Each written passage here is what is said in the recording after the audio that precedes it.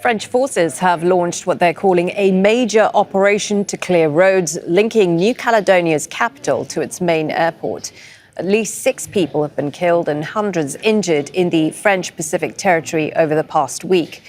The mayor of the capital, Noumea, says the city is besieged. Thousands of Indigenous Kanak people have been protesting against challenges to local election rules. Critics say the reforms favour French nationals. Well, we can speak now to Jimmy Naouna. He's a member of the Kanak and Socialist National Liberation Front Political Bureau. He joins us from Noumea in New Caledonia. Thank you for your time today, sir. Can I start by asking you the latest situation on the ground? How tense are things, especially as more French troops enter the country? Yes, thank you for inviting me online, Al Jazeera. The situation on the ground has now improved a little bit. As you mentioned, the police and the forces have cleared the main road leading to the capital city of Noumea from the international airport. But we still have some pockets of tensions around the suburbs of Noumea.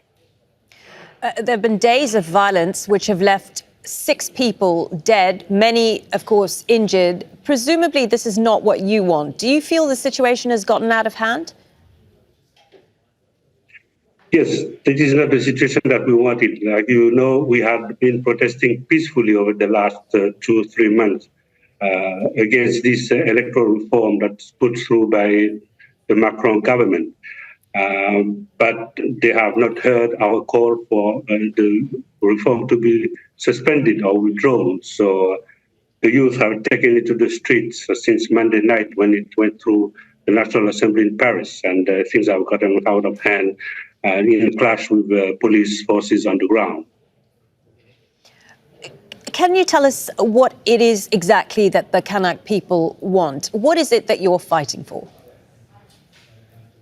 We're fighting for our full sovereignty and independence. And this struggle has been ongoing for the last 40 to 50 years. And we've been calling for France to negotiate our way towards independence. But France has not heard us. So this is where we are getting into this tense situation now.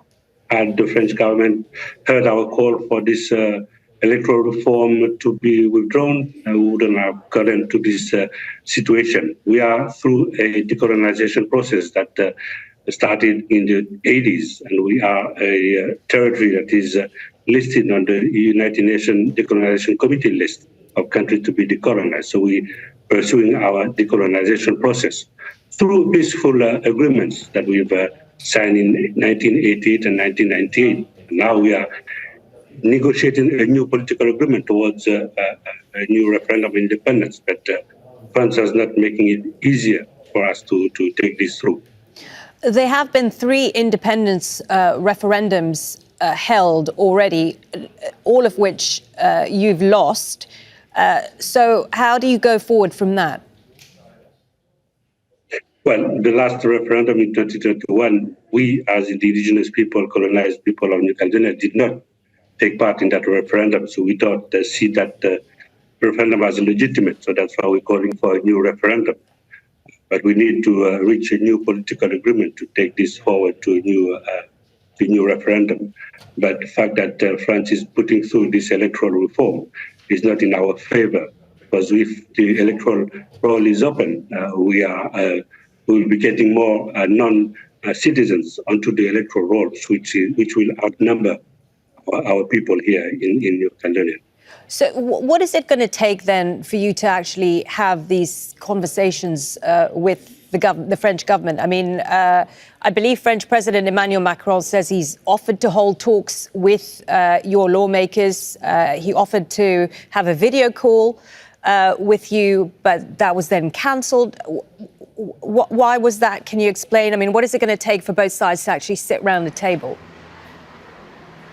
We've started the discussion and the talks since the last referendum in 2021, but some have withdrawn from the talks, and the French government has not been proactive. It has taken side with the local non-independence groups.